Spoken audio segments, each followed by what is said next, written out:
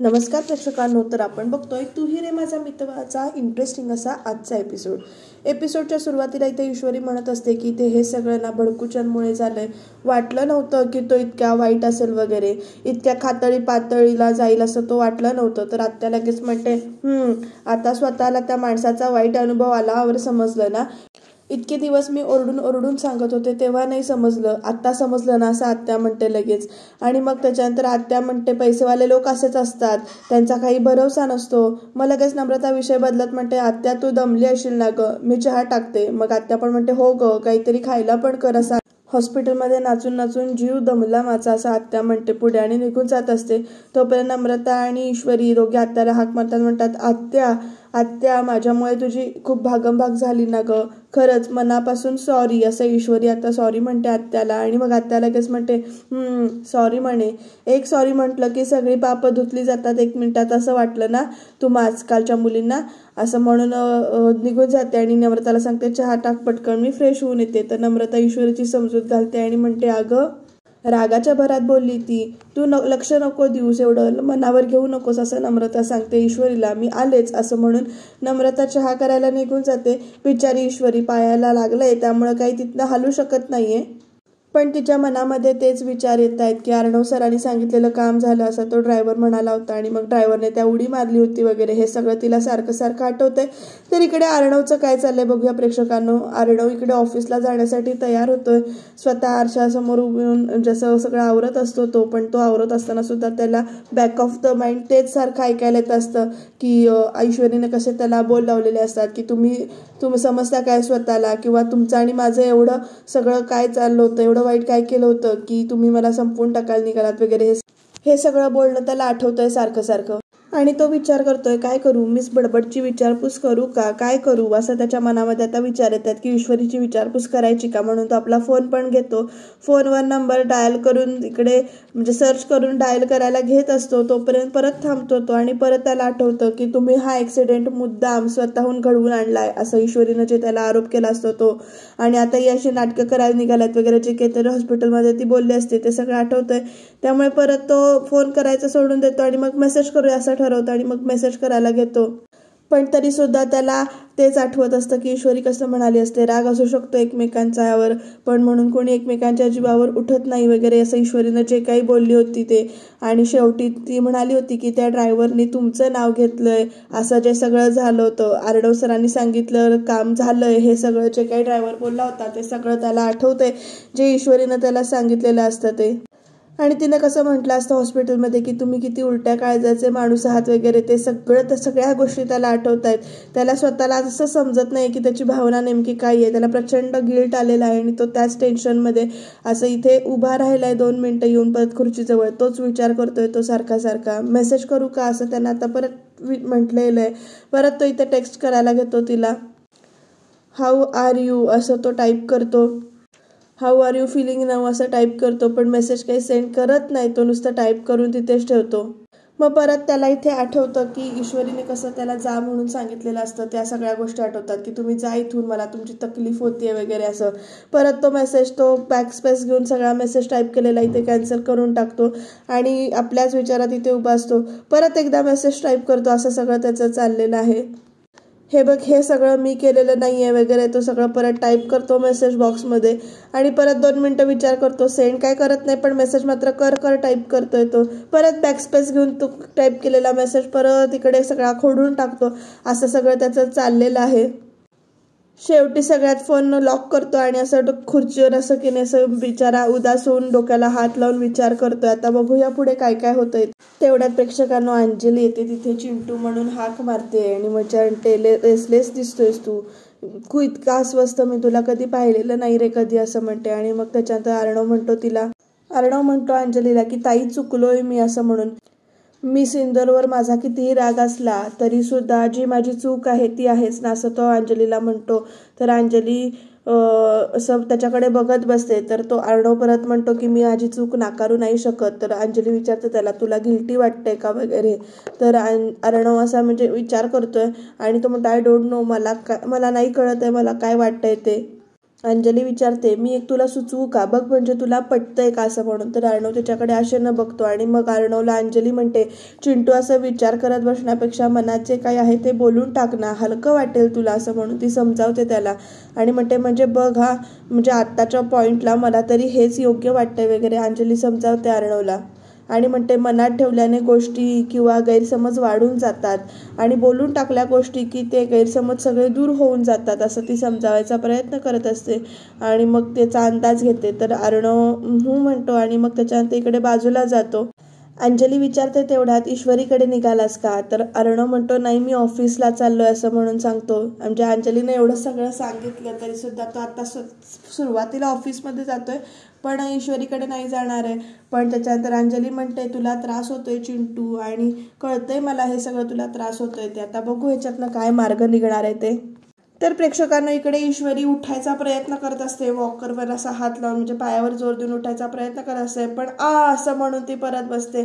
नम्रता येते तिचा आवाज ऐकून, ईशू अगं का उठलीस तू, अगं अजून तुझा पाय बरा नाही झालाय, हे बघ घाई नको करूस. तर ईश्वरी म्हणते, घाई नको करू तर काय करू, अशीच बसून राहू का ताई, अगं 2 कदम सुद्धा चालता येत नाहीयेत मला असं म्हणते. तर नम्रता म्हणते, अगं ईशू त्यासाठी तुला आराम करायला सांगितलंय की नाही. मग ईश्वरी म्हणते, अगं असं किती वेळ तुमच्यावरती बोज बनून राहू मी, सांग मला असं ती म्हणते.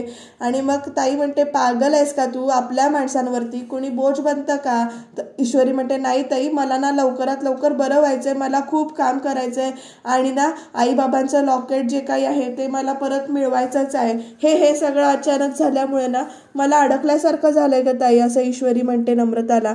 आणि मग ती पुढे म्हणते, ताई अगं अस्पतालचा खर्च सुद्धा खूप झाला असेल ना असं विचारते. आणि मग नम्रता तिला सांगते, ईशू अगं तू पैशांचं टेन्शन नको घेऊस, तो सगळा खर्च जे काही आहे ते सगळे पैसे अर्णव सरांनी देऊन टाकलेत असं नम्रता ईश्वरीला सांगते. मग ईश्वरी म्हणते, काय ते सगळे पैसे त्यांनी दिलेत. तर नम्रता म्हणते, हो म्हणून. आणि मग ईश्वरी म्हणते, हेच असं वागतं हा माणूस, लोकांसमोर उदार बनतो आणि मुळात मनातून 1 नंबरचा नीच माणूस आहे तो असं म्हणून ईश्वरी म्हणते. आणि म्हणते, लोकांच्या नजरेत जरी हा जेंटलमन बनत असला हा माणूस ना, तरी सुद्धा मी त्याला कधीही माफ करणार नाहीये. इशू इशू इशू तू आधी शांत हो असं नम्रता म्हणते. आणि मग म्हणते, मला सांग तुला बरं व्हायचंय की नाही. ईश्वरी म्हणते, म्हणजे काय ताई व्हायचंच आहे. मग नम्रता म्हणते, मग त्यासाठी या सगळ्या गोष्टी मनातून काढून टाक आणि फक्त मनातून एकच गोष्ट लक्षात ठेव, तुला तुझ्या पायावर उभं राहायचंय आणि इशू त्यासाठी जबरदस्त विल पॉवर लागणार आहे आणि ती तुझ्याकडे आहे असं नम्रता छानपैकी ईश्वरीला समजावते. आणि म्हणते मग नम्रता म्हणते की म्हणजे बघ कसं एकदम सगळं सहीसाट होऊन जाईल. मग त्याच्यानंतर ईश्वरी म्हणते, माहिती नाही मला किती दिवस लागतील या सगळ्या गोष्टीला असं ईश्वरी म्हणते आता ह्या सगळ्या गोष्टी मनातून जायला. पण त्याच्यानंतर अशी ती एकदम गप्प होऊन गेली आणि आपल्याच विचारात हरवली. आता बघूया पुढे काय होतंय ते. तर अर्णव इकडे ऑफिसमध्ये येऊन बसला आणि त्याचं लक्ष लॅपटॉपमध्येच आहे. तो काहीतरी लॅपटॉपमध्ये बघतोय आणि विचार करतोय असं आपल्याच डोक्याने. आणि तो लॅपटॉपमध्ये प्रेक्षकांनो त्या CCTV फुटेजमधला त्या ड्रायव्हरचा चेहरा तो बघतोय. आणि आता प्रेक्षकांनो तिथे लावण्य आली आणि ती म्हणते, AR हे असं म्हणून फाईल पुढे करते पण ARचं लक्षच नसतं. पण लावण्या परत म्हणते, AR असं म्हणून हाक मारते आणि मग त्याच्यात विचारते लक्ष कुठे आहे. तर त्याच्यानंतर लावण्याने असं विचारल्यानंतर AR म्हणतो, माझं लक्ष कुठे असतं हे बघण्यासाठी येतेस का तू ऑफिसमध्ये, what kind of question is it असं तो विचारतो. आणि मग लावण्य म्हणते, आपल्या इंडियन वेस्टर्न फ्युजनची फाईल दाखवायची होती आणि त्याच्यानंतर त्याचं अप्रुव्हल पाहिजे त्या फाईलवर असं म्हणून. मग त्याच्यात अर्णव म्हणतो, कीप द फाईल, मी नंतर बघतो असं म्हणून. आणि लावण्या आपण तिथेच उभी आहे, जात असते ती. तोपर्यंत अर्णव तिला हाक मारतो परत, लावण्या, आणि कम हिअर असं म्हणतो. आता लावण्याच्या मनात उकळ्या फुटतात बरं का, कम हिअर म्हटल्यावर तो ती अशी एकटक बघत नाही, अर्णवकडे बघत जाते पुढे आणि तिच्या मनात काहीतरी वेगळंच येतंय. पण अर्णवच्या मनात काहीतरी वेगळंच आहे बरं का प्रेक्षकांनो. लावण्या पुढे गेल्यानंतर अर्णव तिच्याकडे स्क्रीनकडे बोट दाखवतो आणि म्हणतो, ओळखतेस. मग ती म्हणते, मी. आणि मग आता लावण्या शॉक होते की अर्णवने काय दाखवलंय. तर अर्णवने त्या CCTV फुटेजमधला त्या ड्रायव्हरचा चेहरा दाखवला आणि ओळखतेस का विचारलंय. मग अर्णव विचारतो, ह्याला ओळखतेस का तू, कधी बघितलेस काय तू. मग लावण्या म्हणते, नाही मी नाही बघितलं. आर यू शुअर असं परत विचारतो. तर हो आय एम शुअर मी नाही बघितलं. तर अर्णव म्हणतो, एक्झॅक्टली मी पण याला कधीच बघितलेलं नाहीये किंवा आपल्या स्टाफमधला नाहीये तो. तर लावण्या मुद्दाम विचारते, कोण आहे हा म्हणून. आणि अर्णव सांगतो की ईश्वरीला रंग रंगपंचमीच्या दिवशी गाडीतून घेऊन जाणारा ड्रायव्हर आहे हा. आणि मग त्याच्यानंतर पुढे सांगतो की क्रिमिनल आहे हा, इज अ क्रिमिनल, त्याच्यावर पोलीस रेकॉर्ड आहे याचा असं म्हणून. मग लावण्या मुद्दाम ओ गॉड असं म्हणते. मग अर्णव म्हणतो दिस इज व्हेरी सिरियस मॅटर लावण्या. एक माणूस गर्दीचा फायदा घेऊन बंगल्यात शिरतो काय, आपल्याच एम्प्लॉईला आपल्याच गाडीतून घेऊन जातो. हा कोण आहे आणि याचे इंटेन्शन्स काय आहेत हे सगळं आपल्याला शोधून काढायला हवं असं अर्णव लावण्याला सांगतो बरं का प्रेक्षकांना इथे. आणि लावण्या अशी की त्या फोटोकडे आणि एकदा अर्णवकडे असं बघत आपल्याच विचारात इथे आहे आणि एकटक ती बघते त्या फोटोकडे. आणि अर्णव मुद्दामून तिच्याकडे बघतो, लुक देतो तिला आणि तिला विचारतो लावण्या असं म्हणून हाक मारतो. खरं लावण्याचं लक्षच नाही आहे. परत तिला हाक मारतो लावण्या असं म्हणून. मग लावण्या त्याच्याकडे बघते आणि मग त्याच्यात लक्ष कुठे तुझं असं लावण्याला विचारतो अर्णव. आणि गो असं म्हणून सांगतो, जायला सांगतो तो तिला तिथनं.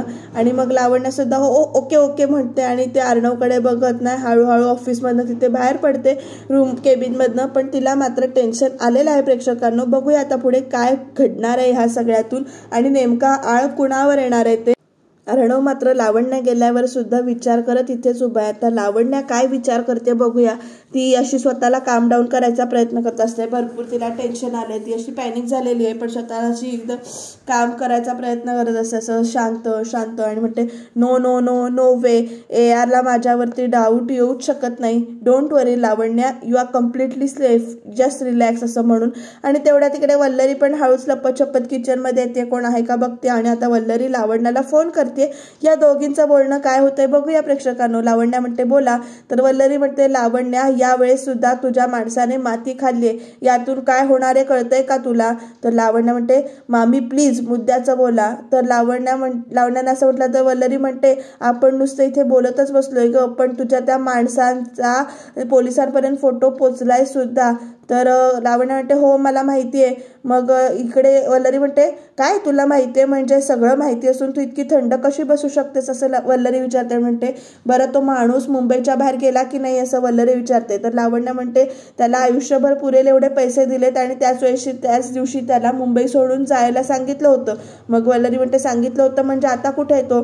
तर लावण्या म्हणते मला काय माहीत, गुंडा येतो, एम्प्लॉई नाहीये मला रिपोर्ट करायला, काय तुम्ही हाऊ वुड आय नो असं ती विचारते लावण्या वल्लरीला. आणि पुढे म्हणते की हे बघा त्यांनी शब्द दिलाय मला, जाईल तो मुंबई सोडून. तर वल्लरी म्हणते जाईल तो म्हणजे तुला खात्री नाहीये का तो निघून गेलाय ते.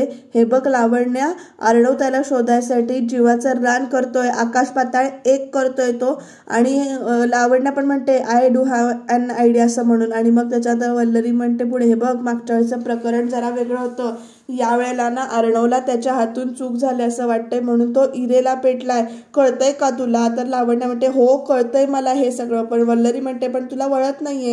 हे बघ लावण्या मी तुला पुन्हा एकदा सगळं स्पष्ट सांगते की तो माणूस मुंबई सोडून गेलाय की नाही ह्याची खात्री करून घे. त्याला अजून पैसे हवे असतील तर ते पाठव. तो माणूस जर का एकदा अर्णवच्या हाती लागला आणि त्याने जर त्याचं तोंड उघडलं तर वल्लरीचं बोलणं कट करत लावण्या म्हणते काय होईल पुढे ते मला माहिती आहे मला आणि काय करायचं ते सुद्धा माहिती आहे. सो प्लीज जस्ट काम डाऊन असं म्हणून ती वल्लरीला सांगते. दोघे एकमेकीने ते शांत करण्याचा प्रयत्न करतात.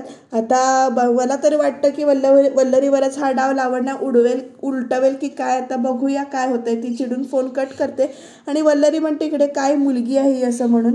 काय ह्या दोघींचं गॅटमॅट चालू आहे आणि कोण पकडलं जाणार आधी ते बघत राहणं इंटरेस्टिंग ठरणार आहे. त्यामुळे तुम्ही चॅनलला सबस्क्राईब करून ठेवा बरं का. अर्णवला अजून सुद्धा तेच बोलणं आठवतंय की त्या ड्रायव्हरने तुमचं नाव घेतलंय वगैरे ईश्वरीनं सांगितलेलं असतं. तर आकाश येतोय तिकडनं, दादा आपल्या नवीन ऑर्डरसाठी जी मशिनरी ऑर्डर करावी लागणार आहे त्याचे स्पेसिफिकेशन्स आहेत जरा बघून घेतोस का. आणि ते फायनल झालं की मी मॅन्युफॅक्चरची लिस्ट फायनल करतो वगैरे आकाश म्हणतो. आणि मग त्याच्यानंतर इकडे अर्णव डायरेक्ट विचारतो आज ऑफिसमध्ये माणसं सुट्टीवर आहेत का. तर आकाश म्हणतो सुट्टीवर. आणि मग त्याच्यानंतर म्हणजे नाही तर सगळेच आलेत असं म्हणून आकाश सांगतो. आणि अर्णव आपल्याच विचारात आहे. आणि मग तो म्हणतो एवढी शांतता काय आपल्या ऑफिसमध्ये. तर आकाशला कळतं की अच्छा म्हणजे हा ईश्वरीला मिस करतोय असं मनातल्या मनात तो म्हणतो. मग त्याच्यानंतर मे बी ईश्वरी नाही ऑफिसमध्ये म्हणून तुला असं वाटत असेल असं आता आकाश म्हणतो डायरेक्ट. आणि म्हणतो म्हणजे तू असं नेहमी म्हणतोस की तिचं डेसिबल लेवल सगळ्यांपेक्षा जास्त असतो ऑफिसमध्ये. आणि आता अर्णवला ईश्वरीचं नाव आल्यानंतर एकदम अर्णव विषय चेंज करतो आणि म्हणतो नवीन मॅन्युफॅक्चरच्या लिस्टबद्दल तू काहीतरी बोलत होतास. तर आकाश म्हणतो की हो, त्यांची जे रिक्वायरमेंट आहे त्याचे स्पेसिफिकेशन्स मी तयार करून आणलेत आणि तुझ्या अप्रुव्हलसाठी ठेवलेत ते, आणि मी तुला पाठवून देतो. पण अर्णवच्या इथे मनामध्ये तेच विचार चालू आहेत. तर अर्णवला तेच बॅक ऑफ द माइंड सारखं आठवतंय की ईश्वरी त्याला कसं म्हणाली असते की तुम्ही म्हणजे ड्रायव्हरनं सांगितलेलं काम केलं असं म्हणून ड्रायव्हरनं सांगितलेलं असतं ते, आणि मग तो एकदम उठतो आणि म्हणतो दिस इज अनबेरेबल असं म्हणतो. हे गिल्ट असं नाही जाणार, तिला सांगून बोलावं लागेल, पटवून द्यावं लागेल. जे काही झालंय त्यामध्ये माझं म्हणजे वाईट करण्याचं काही इंटेन्शन नव्हतं, मी मुद्दाम केलं नाही आहे सगळं असं म्हणून. आणि आता तो काय करतोय बघूया प्रेक्षकांनो. तर ईश्वरी इकडे आणि नम्रता दोघी जणीकडे भांडतायत. ईश्वरी गोळ्या घेत नसते, त्यामुळे नम्रता तिला गोळ्या घ्यायला सांगत असते आणि तोपर्यंत त्यांच्या दारामध्ये अर्णव येऊन उभा राहतोय. दारावर जाऊन टिकटिक करतोय तो, आणि मग ईश्वरी आणि नम्रता दोघी जण त्याच्याकडे बघायला लागतात. त्यांना पण आश्चर्य वाटते की तो आता इथे कसा पोचलाय वगैरे. दोघी शॉक होऊन बघतात 2 मिनिटासाठी. आणि अर्णव सर हे इथे कशाला आले तिथे, असं ईश्वरीच्या मनामध्ये विचार चाललाय. नम्रता ईश्वरीकडे बघते आणि मग त्याच्यानंतर म्हणते अर्णव सर. तर अर्णवला बघून ईश्वरीने मान तिकडे फिरवून घेतली आणि शेवटी आता नम्रतालाच उठावं लागणार आहे. त्याला घरात तरी बोलवावं लागणार आहे ना, कारण तो अजून दारातच उभा आहे. नम्रता त्याच्याकडे बघते 2 मिनिटासाठी आणि ईश्वरीकडे बघते. ईश्वरीने तर प्रॉपर मान अशी फिरवून घेतले की तसं काही तिला काही फरकच पडत नाहीये की तो आलाय किंवा नाही, त्याच्याशी बोलायचं नाही तिने ठरवलंच आहे. नम्रता सुटून म्हणते सर या ना, आत या. तर तो बूट वगैरे काढून आतमध्ये येतो. बरं का, घरात येत असताना तरी सुद्धा ईश्वरीचं लक्ष नसतं नम्रताला. तो थँक्यू असं म्हणतो तिथे आणि घरामध्ये येतो. तर ईश्वरी मान तिरकी करूनच तिकडे बोलते, म्हणजे अर्णवकडे न बघता ती म्हणते की ताई यांना आवडणार नाही कदाचित, पण त्यांना सांग की मी बरी होते हळूहळू असं म्हणून टोमणा मारत असते ती अर्णवला. ईश्वरी म्हणते आणि तेच बघायला आले असतील ना तर त्यांना जायला सांग, तर कारण त्यांना सहन होणार नाही माझं बरं होणं वगैरे, इतक्या वाईट शब्दात ती इथे बोलते अर्णवला. नम्रता म्हणते इशू अगं, तर ताई प्लीज असं म्हणत नम्रता म्हणते. आणि मग आता शेवटी ती अर्णवकडे बघते बरं का प्रेक्षकांनो. तर अर्णव म्हणतो मिस इंदौर, लहान मुलांसारखी स्टुपिड बडबड करून झाली असेल तुझी, तर माझं एकदा नीट ऐकून घेशील का प्लीज, असं तो आधी नम्र आवाजात बोलतोय बरं का अर्णव ईश्वरीशी. आणि म्हणतो माझी पण एक बाजू आहे आणि तुला ती बाजू ऐकावी लागेल असं अर्णव सांगतो तिला. ती काहीच बोलत नाही. ते बघून नम्रता म्हणते इशू ते काय बोलताय ते ऐकून तरी घे असं म्हणते. ईश्वरी म्हणते की ताई मला काही एक ऐकून घ्यायचं नाहीये, मला इथून उठता येणार नाहीये म्हणून. आणि हे बघ कान बंद करायचं एखादं स्विच असतं ना तर मी कानच बंद करून टाकले असते. तर ईश्वरीने असं म्हटल्यानंतर अर्णव म्हणतो तुझ्या कानाचं माहिती नाहीये पण मेंदूचा स्विच तुझा नक्कीच ऑफ आहे असं म्हणून तो एकदम बोलतो. मूर्ख मुली, अगं मला जर का तुझा ॲक्सिडेंट करायचा असता तर ड्रायव्हरला मी माझं नाव का घ्यायला सांगितलं असतं किंवा माझंच नाव का घ्यायला सांगितलं असतं. तोंड चालवतेस तसं, त्याच्यापेक्षा जास्त जरा डोकं चालव ना जरासं असं म्हणून तो एकदम आता अर्णव बोलतो ईश्वरीला. आणि ईश्वरी काहीच बोलत नाही, गप्प बसते. मग नम्रता पण म्हणते हो इशू हे तर मला पण पटतंय. मग त्याच्यानंतर नम्रता असं म्हटलं तर ईश्वरी म्हणते ताई तुला काही माहिती नाही, तू उगाचच मध्ये पडू नकोस. आणि मग आता नम्रताला बोलला तर अर्णव म्हणतो 1 मिनिट. आणि तो सांगतो हे बघ मिस इंदौर, मी ऑफिसच्या कामाच्या बाबतीमध्ये टास्क मास्टर आहे. लोकांना वाटतं मी इनसेन्सिटिव्ह आहे पण मी काय आहे ना ते मलाच माहिती असं तो आता बोलतो.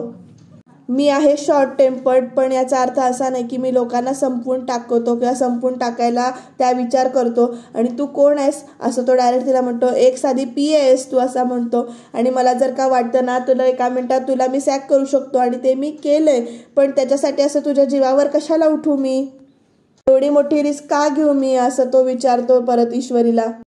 आणि पुढे म्हणतो की अर्णव राजेशिर्के खडूस असेल, रागीट असेल, पण कोणाचा जीव घेण्या इतपत नीच नक्कीच नाही असं तो त्या ठामपणे सांगतो. मग ईश्वरी त्याच्याकडे बघते 2 सेकंद.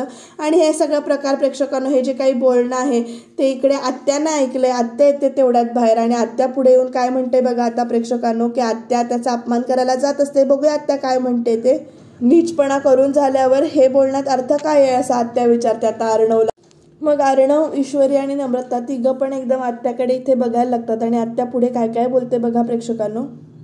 आत्याच्या बोलण्यामुळे या प्रकरणाला एक वेगळंच वळण लागणार आहे आणि एक वेगळीच गोष्ट आपल्या समोर येणार आहे. आत्या येऊन पुढे येऊन म्हणते पोरीच्या जीवावर उठलात तुम्ही. तर अर्णव आत्याला म्हणतो की हे बघा नक्कीच काहीतरी खूप मोठं मिसअंडरस्टँडिंग झालंय. तर आत्या म्हणते मिसअंडरस्टँडिंग? अहो तुमच्यासारख्या श्रीमंतांसाठी दुसऱ्या माणसांचा जीव काही मोठी गोष्ट नाहीये, हे का मला कळत नाही का? हिची जरा जरी परवा असते ना तर अशा बिघडलेल्या काळी तुम्ही पाठवलं नसतं तिला, असं आता आत्या सांगते. आणि ईश्वरी सुद्धा रागाने बघते आणि आत्या परत म्हणते तुमच्यासाठी काम करणाऱ्या माणसांची तुम्हाला साधी एवढी काळजी घेता येत नाही का, असा प्रश्न आता आत्याने विचारलाय. आणि नम्रता आता शॉक होऊन आत्याकडे बघते. तरी आत्या पुढे म्हणते इशूची आत्ताची ही काही जी अवस्था झाली ना ती फक्त तुमच्यामुळे झाले, तुम्ही जिम्मेदार आहात या सगळ्याला, असं आत्याने सांगितलं. आणि ईश्वरी सुद्धा अशी गप्प होऊन म्हणजे बघते, कारण तिला पण ते सगळं पटतंय. आणि आत्या पुढे काहीतरी बोलणार या ह्याच्यात ईश्वरी तिला अडवते आत्याला. आणि आता बघूया काय म्हणते. अर्णव सरांची बाजू घेते ती, अर्णव सरांचा अपमान झालेला बघणार होऊ दे नको असं आत्याला म्हणते. आणि ती उठत असते तेव्हा पडताना अर्णव तिला हातात हात देतो आणि सांभाळतो, धीर देतो. आता हे नक्कीच यांच्या नात्याला नवीन वळण लागेल. बघूया पुढे काय काय होतंय ते, कारण इंटरेस्टिंग असा भाग चालू आहे, इंटरेस्टिंग असे मोड्स येत आहेत, ट्विस्ट अँड टर्न्स येत आहेत. त्यामुळे तुम्ही हे चॅनल सबस्क्राईब करून ठेवा आणि शेवटपर्यंत बघत राहा तू ही रे माझा मितवा. आणि हो, रिव्ह्यू आवडत असल्यास छान छान कमेंट करायला तेवढं विसरू नका, म्हणजे आम्हाला काम करण्यासाठी नक्कीच मोटिवेशन मिळेल. सबस्क्राईब करायला विसरू नका, पुन्हा एकदा सांगते.